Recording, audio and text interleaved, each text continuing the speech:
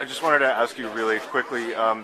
Watchmen obviously was like a complete revolution in terms of how people looked at visual design in comics, and a lot of people who later became visual designers in all kinds of fields were influenced by Watchmen. Who do you think, if anyone in comics now, is pushing those limits in the way that you did then?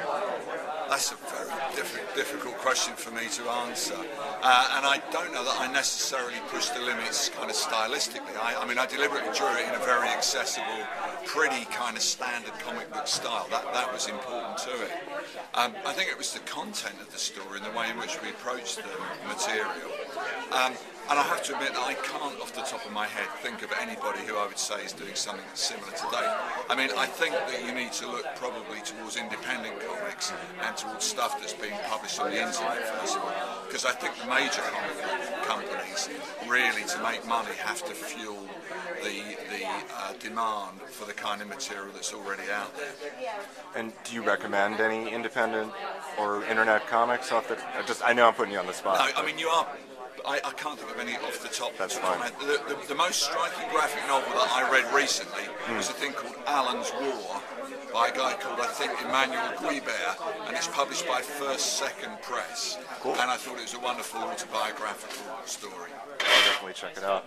And then just briefly, what do you think? What do you think is the future of comics? Where do you think comics are going? Like, do you think they'll persist as a medium? Do you think they'll become more a source material for other media? Or?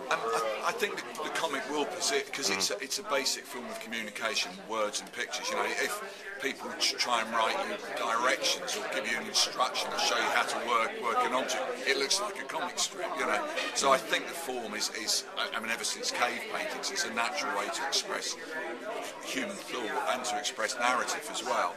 So I think it will always continue, but as I say, the interesting areas, I think, are in the areas of web comics, of interactive comics, of the idea that on the web you have like an infinite canvas, you can follow a story in more than just 2 dimensions. So I think that's the area where the interesting stuff's going to happen.